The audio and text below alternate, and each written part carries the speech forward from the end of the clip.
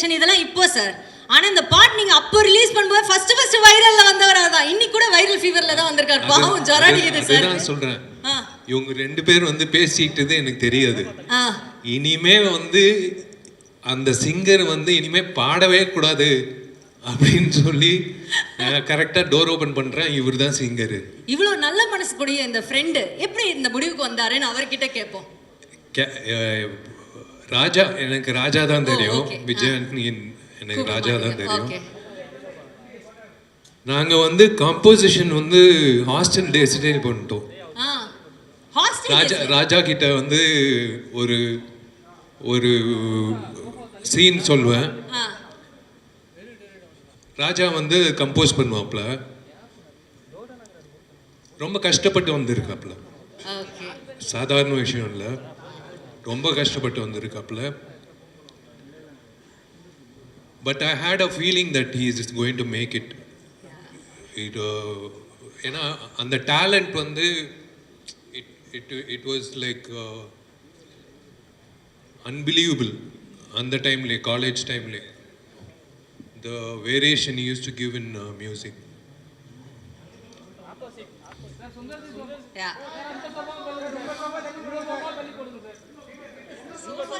சோபால இவ்வளவு சண்டையா இருங்க வரேன். ஓகே, சுந்தர் சி சார் கொஞ்சம் டர்ன் பண்ணி சொல்லணுமா? ஓகேவா, ஓகேவா.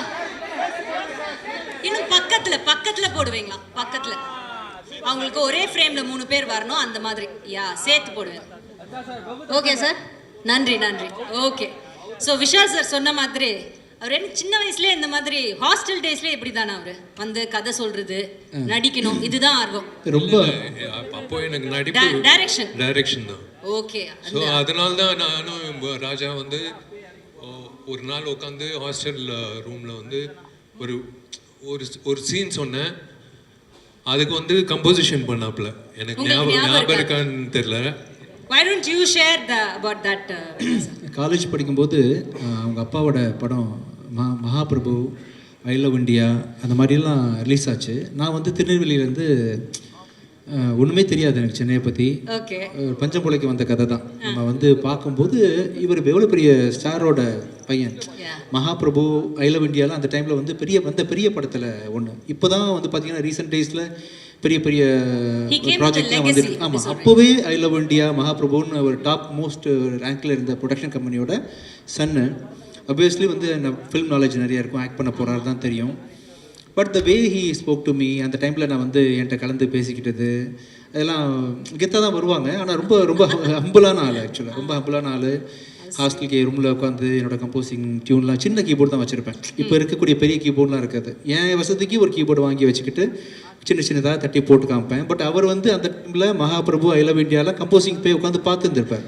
அதுக்கு முன்னாடி அப்பா நிறைய படம் ப்ரொடியூஸ் பண்ணியிருக்காங்களா விஷயம். ஸோ இவருக்கு வந்து மியூசிக் டைரக்டர்ஸ்னால் சாதாரண விஷயம் தான், பார்த்துருக்காங்க, காலங்காலமாக பார்த்தவங்க அவங்க. பட் நான் வந்து என்னோட டியூனில் குட்டி கீபோர்டில் போட்டு காமிச்சிருக்கேன், என்கரேஜ் பண்ணியிருக்கிறாரு. நான் காலேஜ் காம்படிஷனில் கலந்துருக்கும் போது பின்னாடி இருந்து கிளாப் பண்ணுறதுலேருந்து இன்னும் வரைக்கும் நான் என்னை விட அதிகமாக நாங்கள் ஷேர் பண்ணிக்கிட்ட விஷயங்களை ஞாபகம் வச்சிருக்கிறாரு. அது மட்டும் இல்லை, அந்த வே ஹி ஹேண்டில் இல்லை, அந்த ரிலேஷன்ஷிப் மதிக்கக்கூடிய ஆளாக வந்து ரொம்ப நாளாக இருந்தார். நான் இங்கே மேலேருந்து பேசின மாதிரி நான் படம் ரிலீஸ் பண்ணும்போது சினிமாவில் உள்ள வெறும் திறமை மட்டும் இல்லை, சினிமாவுக்குள்ள பல லேயர்ஸ் இருக்குது, வணிகம் இருக்குது. அந்த வணிகத்தை வந்து தொழில்ன்றது ஒரு போர் தான். ஆக்சுவலாக லாபம் தான் தொழில்ன்றது. எல்லா தொழிலும் நீங்கள் எந்த தொழிலாக எடுத்துக்கிட்டாலும் அது போர் தான். ஜெயிக்கிறவன் வந்து காசு சம்பாதிக்கிறான், ஒருத்தன் லூஸ் பண்ணுவான், ஒருத்தன் ஜெயிப்பான். இதுதான் வந்து நியதி. ஆமாம், இந்த சினிமா தொழில் வந்து பயங்கரமாக இருக்கும். இதில் வந்து டாக்டர் விஷயங்களில் வந்து 4-5 டிகிரி படித்த பிறகு தான் எம்பிபிஎஸ் ஆக முடியும், எம்டி ஆக முடியும். அப்புறம் ஒவ்வொரு விஷயத்துக்கும் ஒரு ப்ரோட்டோகால் இருக்கு இல்லையா, ஒரு ஃபார்முலா இருக்கு. ஆமாம், சினிமாவில் வந்து யார் வேணா இருப்பாங்க, யார் ஒர்த்து இல்லைன்னே கம்ப்ளீட்டாக தெரியாது. நிறைய பேர் உள்ளே நுழைஞ்சு பெண்கள் ஏமாந்து ப்ரொடியூசர்ஸ் காசை போட்டு நிறைய படங்கள் நின்று வந்து என்னென்னமோ நடக்கக்கூடிய ஒரு இண்டஸ்ட்ரியில் நான் வந்து ஒரு ஆர்வக்கோளராக நான் வந்து முதல் படத்தை நடிக்க போகிறேன்னு சொல்கிறேன். அப்போவே கூட அந்த டைமில் தான் சார் கூடலாம் நான் அந்த மதகஜராஜா ஒர்க் பண்ணுறேன். சாருக்கெலாம் நிறைய போட்டு காமிச்சிருக்கேன். சுந்தர் சி சார் நிறைய அட்வைஸ் பண்ணியிருக்காங்க. அந்த விதத்தில் வந்து பயங்கரமான ஒரு இந்த பாருங்கள், இந்த அளவுக்கு ப்ரொடக்ஷன் குவாலிட்டியில் நடிக்கக்கூடிய அளவுக்கு பொட்டென்ஷியலான பிஸ்னஸ் வேல்யூ உள்ள ஹீரோவாக இருந்த விஷால் படத்துக்கு முன்னாடியே கூப்பிட்டு, ராஜா எதுவும் ப்ராப்ளமா, எதுனாலும் சொல்லுங்கள் அப்பப்போ கூப்பிட்டு Kind heart is always been. நான் கேட்க முடியல, எனக்கு எந்த அட்வைஸ் கேட்கணும்னு தெரியல. எனக்கு சினிமா தெரிஞ்சதுன்னு அட்வைஸ் கேட்க தெரியும், ஒன்றுமே தெரியல. கண்ணை மூட்டு நான் பாட்டுக்கு போகிறேன். அவராக கூப்பிட்டு ராஜா எது வேணா சொல்லுங்கள், ராஜா எது வேணா சொல்லுங்கன்ற மாதிரி பயங்கரமாக வந்து வாலண்டியர் பண்ணி கைட் பண்ண ட்ரை பண்ணாருன்றது வந்து என்னால் இன்னும் மறக்க முடியாத சம்பவமாக இருக்குது. அப்புறம் நிறைய விஷயங்கள் அவர் தொடர்ச்சியாக என்ன இண்டஸ்ட்ரியில் பண்ணிகிட்ருக்காருன்னு பார்க்குறோம் இல்லையா. ரொம்ப போல்டானவர், மனசில் பட்டதை செய்யக்கூடியவர், மனசில் பட்டதை பேசுகிறது செய்கிறது அப்படின்ற எத்தனை பேர் டிப்ளமேட்டிக்காக போய் தான் நான் பழகிருக்கிறோம் இல்லையா. ஸோ அதனால் பல விஷயங்களை அவரை நான் ஃபாலோ பண்ணி பார்த்துட்ருக்கேன். இது எனக்கு ஒரு குறையாகவே இருந்துச்சு தான். ஸோ அதில் வந்து நானும் சுந்தர்சி சாரும் பேசிகிட்டு இருக்கும்போது, நானும் சுந்தர்சி சாரும் கம்போஸ் பண்ணுற ஸ்டைலில் வந்து ஒரு ப்ரொஃபஷனலிசம், இது அது ரொம்ப தெய்வீகமாலாம் இருக்காது. சார் ஏதாவது ஒரு கிறுக்குத்தனமாக பண்ணுமே சார், ஏதாவது ஒன்று சார், இன்னும் கேவலமாக ஏதாவது சொல்லுங்கள் சார், சார் தப்பாக நினைக்காதீங்க லிரிக்ஸு உண்மை உண்மை. ஆமாம், ரொம்ப இயல்பாக வந்து காமெடியாக ஏதாவது சொல்லுங்கள் சார். சார் ஈக்குவலாக சொல்லுவாங்க இந்த படத்தில், ஈக்குவலாகவே ட்ராவல் பண்ணுவாங்க. ஆமாம், பயங்கரமா லிரிக்ஸில் வந்து நிறைய ஐடியாஸ் கொடுப்பாங்க சார். வந்து ஓப்பனிங் லைன்ஸு வந்து பிரபுதேவா சார் கூட உட்காரும்போது கொடுத்துருக்காங்க அவங்க.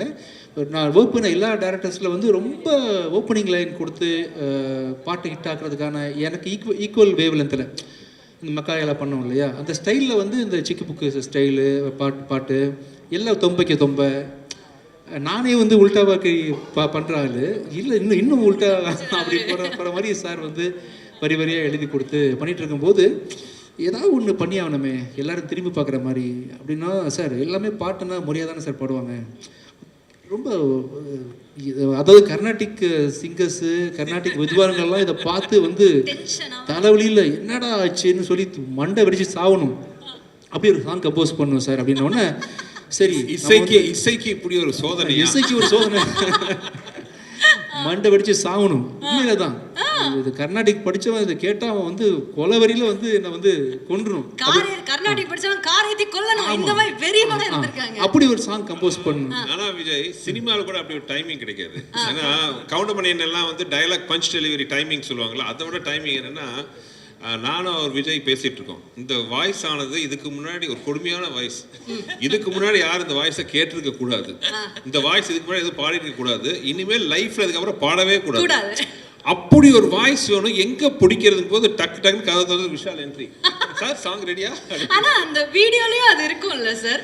ஆமா, ஆனா என்னன்னா ஒரே அட் அ டைம் நானும் விஜய் ஒருத்தர் மூஞ்சி ஒருத்தர் பார்த்துட்டோம், 2 பேர் மைண்ட் ஸ்ட்ரைக் ஆச்சு, வாய்ஸ் கிடைச்சிருச்சு. ரொம்ப சிறப்பாக இருந்துச்சு அவரோட என்ட்ரியும், அவர் பாடினதும். சிங்கிள் டேக் ஆர்டிஸ்ட் கேள்விப்பட்டிருக்கீங்களே, அதே மாதிரி சிங்கிள் டேக்கில் பாடுற சிங்கர். ஆமாம், என்ன சொதப்புன்னு முடிவு பண்ணிட்டோம். ஒருவேளை செகண்ட் டேக் போகும்போது நம்ம பெர்ஃபெக்டாக பாட்டா, ஓகே பெர்ஃபெக்டாக பாட்டா தப்பாயிரும் இல்லையா, என்ன சார் சொல்கிறீங்க. அதனால வந்து அதில் ஒரு ஹைலைட் நீங்கள் நம்ப மாட்டீங்க, அந்த சாங் வீடியோலேயே வரும் ஒரு ஐட்டம் வரும், ஒரு ஐட்டம் வரும், அது உண்மையாகவே இவர் போட்டு ஆலாப்பனா இவரே சாய்க்கு ஒரு ஐட்டம் போட்டாரோ நாங்கள் ஷாக்கு வெளியில். அதாவது நிலா காயத்தில் ஜானகி அம்மா போட்ட ஐட்டத்தை விட ஒரு பிரமாதமாக ஒரு சங்கதியை போட்டார். அதனால வந்து மறக்க முடியாத ஒரு சாங் தான் அந்த சாங். இப்போ நம்ம தட்டி திரும்ப எழுப்பி கொண்டு வந்திருக்கோம். கண்டிப்பா அது வந்த டைம்ல பயங்கர வைரல் ஆச்சு. அப்போ உங்களுக்கு பயங்கரமான என்ன சொல்றது கால்ஸ் எல்லாம் வந்திருக்குமே உங்க ஃப்ரெண்ட்ஸ் கிட்ட இருந்தெல்லாம். யாராவது உங்களை பயங்கரமா ஏதாவது நீங்க ஒன்று எதிர்பார்த்தீங்களே, இந்த பாட்டு வந்தோடனே எல்லாரும் டென்ஷன் ஆகணும்னு, அப்படி டென்ஷனாகி உங்களை திட்டினது யாராவது ஞாபகம் இருக்கா உங்களுக்கு? இல்லை, எங்க வீட்லயே வந்து எதுக்கு இந்த விஷ பரீட்சை பண்ற அப்படின்னு கேட்டாங்க. மை டியர் லவ்வர் அப்படின்னு பாடும்போது, இந்த பாட்டுக்கு நீங்க தான் சார் லிரிக் ரைட்டர் ஆக்சுவலா? இல்ல, பா விஜய். ஆனா இன்னொரு இதுல ஒரு விஷயம் சொல்ல ரகசியம், இந்த பாட்டெல்லாம் பாடி உண்மையாவே நாங்களும் எதிர்பார்க்கல, ரொம்ப நல்லா வந்துருச்சு, அப்போ வைரல் ஆயிடுச்சு. ஆனா அதுல என்ன ஒரு விசேஷம்னா, விஷால் தன்னை உண்மையாவே சீரியஸா பாடகர் நினைச்சுக்கிட்டாரு. இன்னும் அவர் நினைச்சுக்கிட்டு இப்ப நேத்து கூட சொன்னாரு, சார் கண்டிப்பா பாருங்க ரிலீஸ் ஆனா பாட்டுக்கு ஒரு அவார்டு கொடுப்பாங்க அப்படின்னு. சரி, இப்படி உங்களை இல்ல, அந்த சாங் வந்து மேக்கிங் எக்ஸ்ட்ராடினரியா இருக்கும். It's a climax song. அது இப்போ காட்ட முடியாது சுந்தர் சார் சொன்னாரு. பட் இட்ஸ் அது என்ன சொல்றது, என்னையே நான் பெருமையா சொல்லிக்க கூடாது. சொல்லுங்க சார், எங்களுக்கு தேவை. எங்களோட ஆளையெல்லாம் பாருங்க, அங்க ஒவ்வொரு அங்கிளும் எப்படி வெயிட் பண்ணிட்டு இருக்காருன்னு. சீனியர் அங்கிள்ஸ் எல்லாம் வெயிட் பண்ணிட்டு இருக்காங்க நீங்க சொல்றதுக்காக தான். பெருமையா சொல்லுங்க, பரவாயில்ல சொல்லுங்க. நம்பிக்கை ராஜாக்கும் சுந்தர் சாருக்கு நம்பிக்கை. அந்த மயக்க பிடிச்சி இவன் என்ன பாட போறான் அப்படின்ட்டு சரி ஓகே, கிடைச்ச வாய்ப்பு எதுக்கு மிஸ் பண்ணணும்.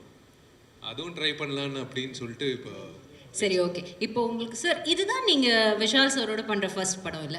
இதுதான் ஃபர்ஸ்ட் மூவி. சோ அதுக்கு முன்னாடி உங்களுக்கு பழக்கம் இருந்ததா விஷால் சார்? இல்ல, அதுவே ஒரு சின்ன ஒரு கதை. எனக்கு விஷாலுக்கு பழக்கம் இல்லை.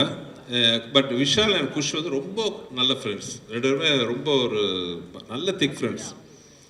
அப்போது ஒரு தடவை வந்து பட் இது அவங்க ஃப்ரெண்ட்ஷிப் தானே ஒழிய எனக்கு விஷாலுக்கும் டைரெக்டாக பழக்கம் இல்லை. அப்போ ஒரு ப்ராஜெக்ட் பண்ணலான்ட்டு ஒரு ஸ்கிரிப்ட் இது வேறு ஸ்கிரிப்ட் ஆக்சுவலாக, அதுக்காக பேசலான்ட்டு விஷால் வந்து த்ரூ அவர் ப்ரொடக்ஷன் சைட்லேருந்து கான்டாக்ட் பண்ணிவிட்டு ஒரு டைம் ஃபிக்ஸ் பண்ணோம் மீட் பண்ணுறதுக்கு. இப்போ நானும் என்னோட அசிஸ்டன்ட் ஒருத்தரும் ரைட்டரும் போகிறோம் விஷால் பார்க்க. போகும்போது ஒரு 3 மணிக்கு அப்பாயின்மெண்ட்டு, ஒரு 2:55 பக்கமாக வீட்டில் இறங்க போயிட்டுருக்கோம். பார்த்து எதிரில் எங்களை கிராஸ் பண்ணி ஒரு கார் போகுது, விஷால் உட்காந்து போயிட்டுருக்காரு. இதை நான் கார் ஓட்டிட்டு இருக்கேன், என் அசிஸ்டன்ட் பார்த்துட்டார். சார் அவர் என்ன சார் போயிட்டுருக்காரு, கிராஸ் ஆப்போசிட்டில் போகிறாரு.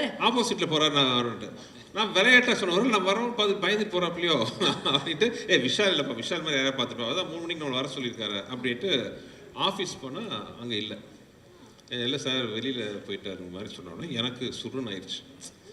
என்ன இது 3 மணிக்கு வர சொல்லி 3 மணிக்கு போயிட்டோம், இங்கே காணணுன்னே சுருன்னு ஆயிடுச்சு. நான் சார் கிளம்பிட்டேன். அதுக்கப்புறம் பயங்கர நைட்டு குஷ்டம் வந்து சொல்கிறேன், என்ன உன் ஃப்ரெண்டு அப்பாயின்மெண்ட்னா கரெக்டாக இல்லாமல் கிளம்பி போயிட்டாப்புல. இல்லை குஷ் அப்பாயின்மெண்ட் கொடுத்துட்டு கிளம்பி போயிட்டாரு, இதெல்லாம் ஒரு ஃப்ரெண்டாக உனக்கு அப்படின்னு. இல்லைங்க விஷால் அப்படியெல்லாம் இல்லை, நான் பேசுகிறேன் அப்படின்னு. அதெல்லாம் ஒன்றும் பேச வேண்டாம், நீ எதுக்கு பேசுகிற அப்படின்னு அதோட கேட்டேன். அதுக்கப்புறம் விஷால் கூட எந்த வித டச்சும் கிடையாது எனக்கு. இது நடந்து ஒரு 2 மாதம் பக்கமாக ஆயிடுச்சு.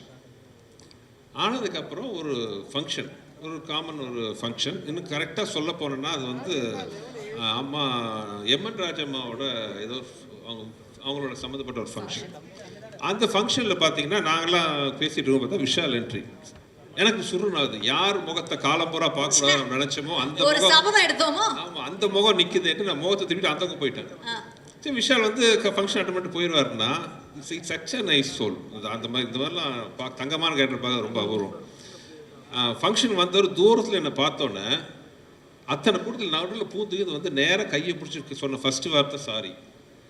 அன்றைக்கி ஆக்சுவலாக ஒரு மெடிக்கல் எமர்ஜென்சி அவங்களோட சம்மந்தப்பட்ட ஒரு இடத்துல, அதுக்காக அர்ஜென்ட்டாக கிளம்பி போயிட்டார். அதுக்கப்புறம் கான்டாக்ட் பண்ண ட்ரை பண்ணார், கான்டாக்ட் பண்ண முடியலைங்கிற விஷயம்.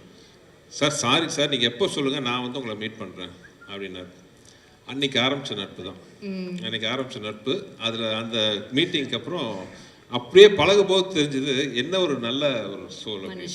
அதாவது எத்தனையோ ஹீரோ கூட ஒர்க் பண்ணியிருக்கேன். கார்த்திக் சாரை எப்பவுமே என்னோட அண்ணன் சொல்லுவேன்.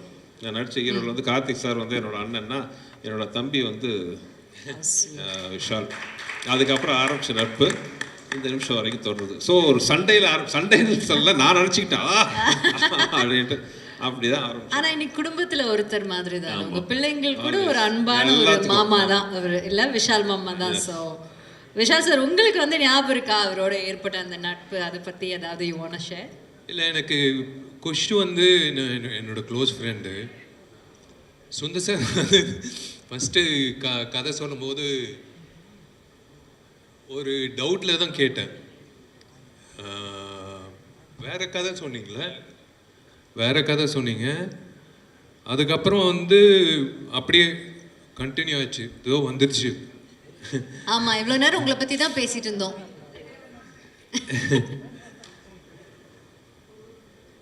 It is a bonding.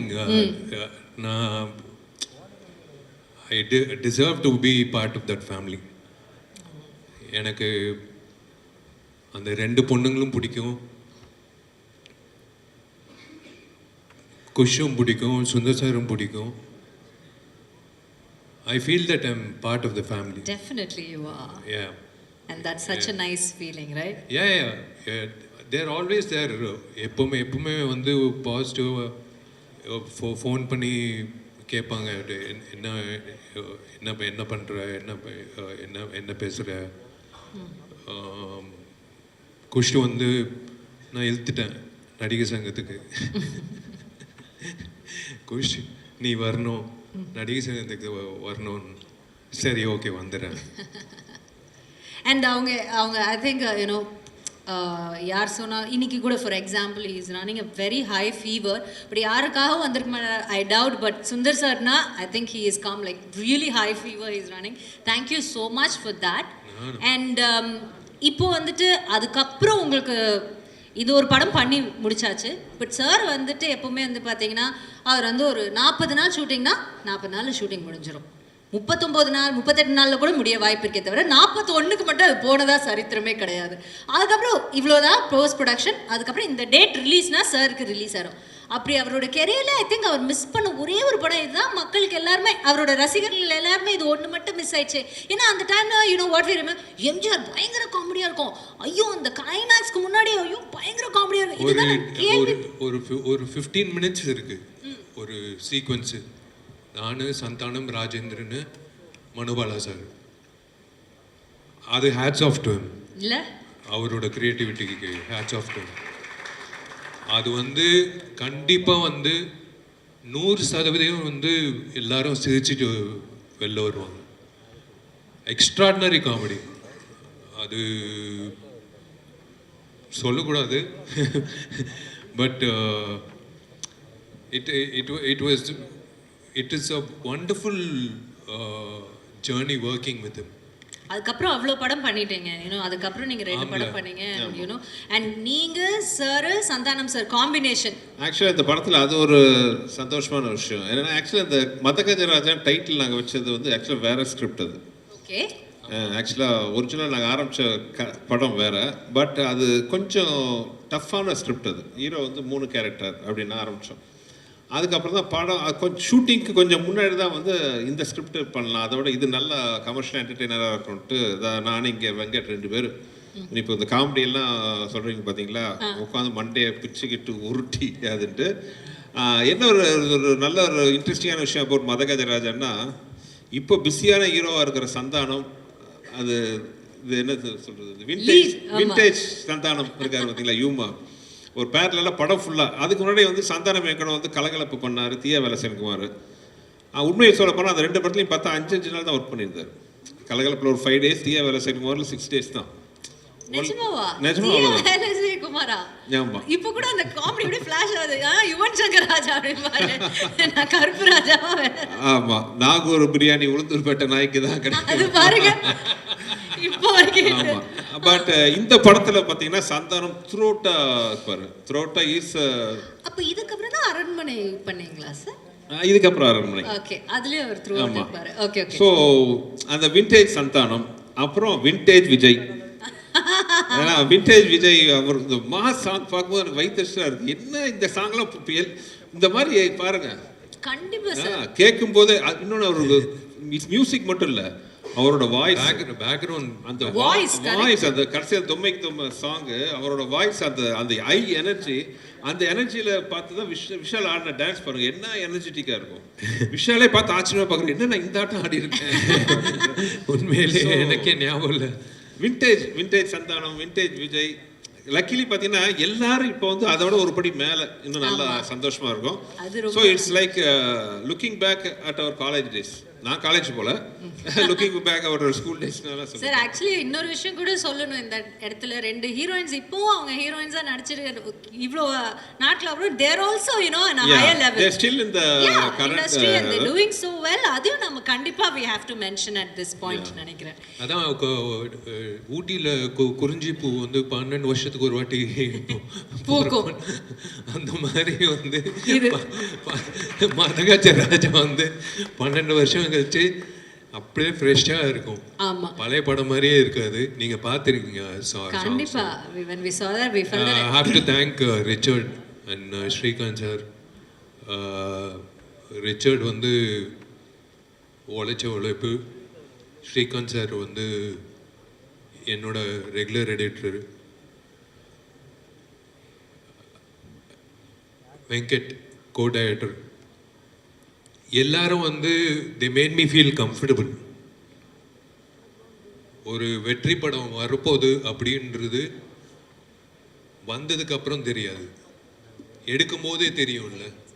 அந்த மாதிரி வந்து மதகஜராஜா வந்து Jan 12th ரிலீஸ் ஆகும்போது 100% I'll guarantee one thing, தெரிக்காமல் யாருமே வெளில வர மாட்டாங்க. கண்டிப்பாக வந்து இட்ஸ் அ ஃபெஸ்டிவல் ஃபில்ம். எப்பயோ பொங்கலுக்கு ரிலீஸ் ஆக வேண்டியது இந்த பொங்கலுக்கு வர வேண்டியது.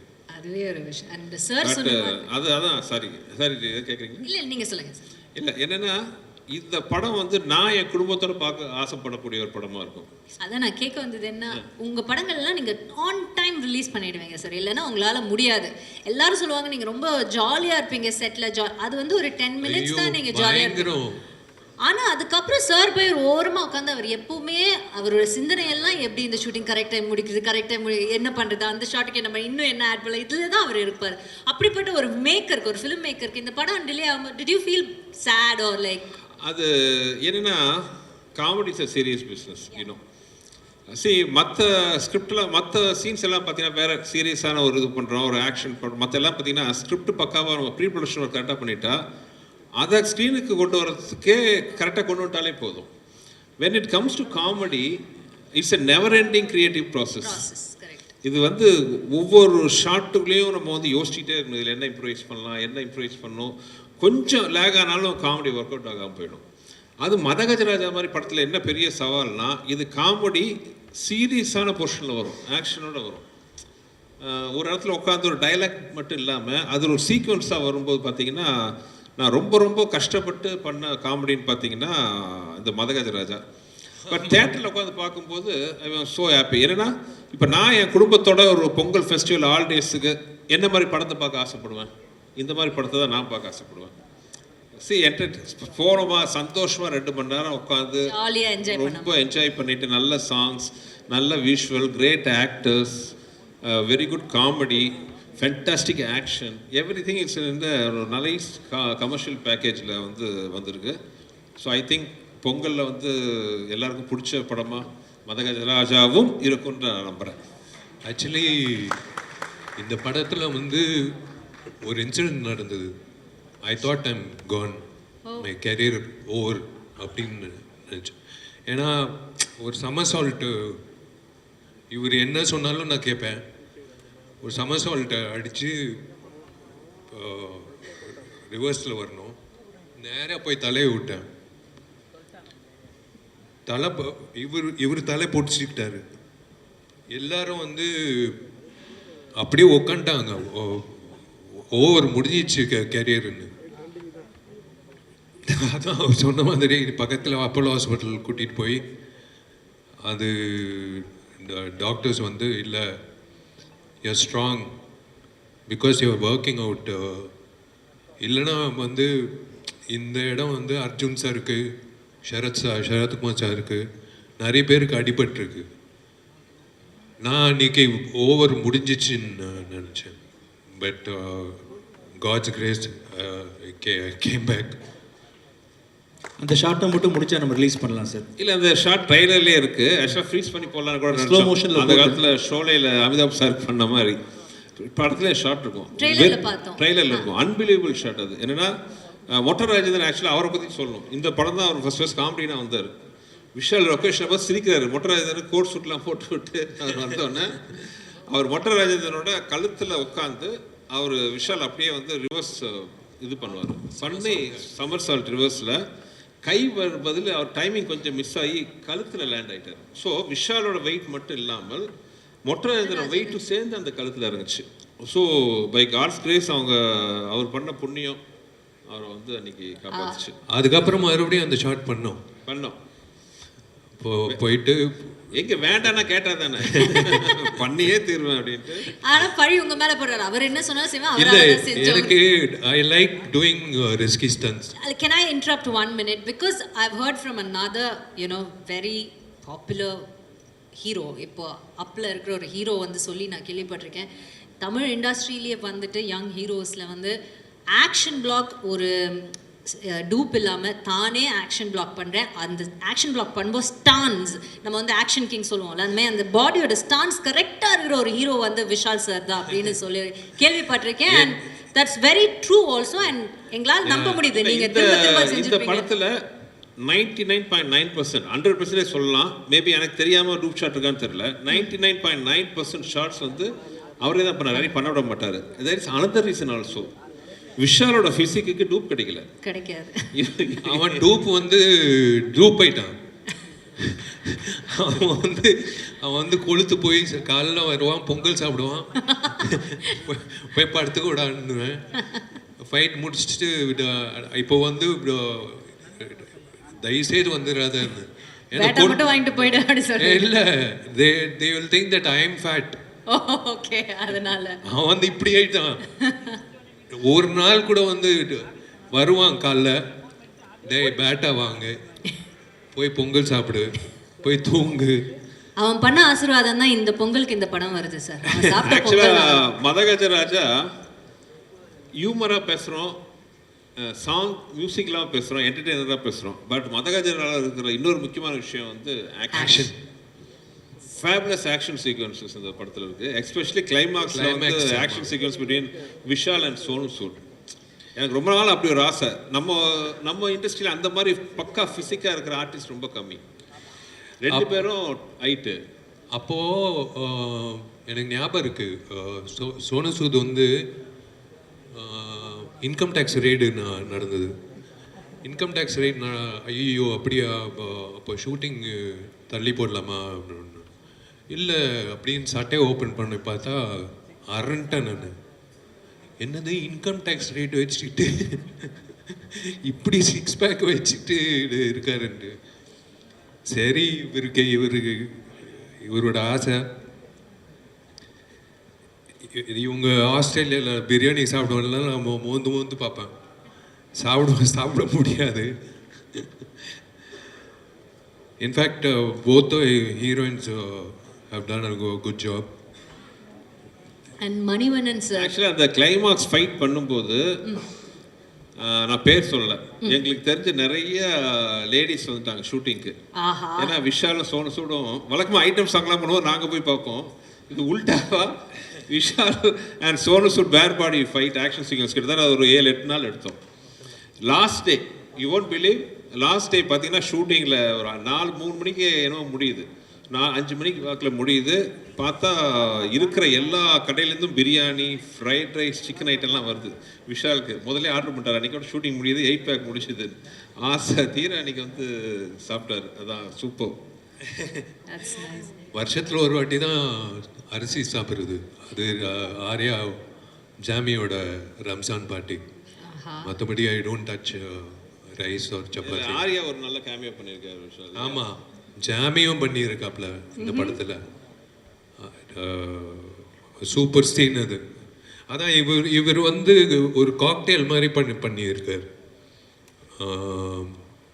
எதுவுமே விட்டு வைக்கல, எல்லாத்தையும் கவர் பண்ணிட்டார். அதாவது ஒரு ஃபேமிலி வந்து ஒரு சின்ன குழந்தைலேருந்து ஒரு வயசான ஒரு வரைக்கும் இந்த படம் பார்க்கும்போது வந்து they will பைசா வசூல். They will it is a perfect festival film for them. Okay, இப்போ நீங்க எல்லாம் பேசிட்டீங்க. குஷ்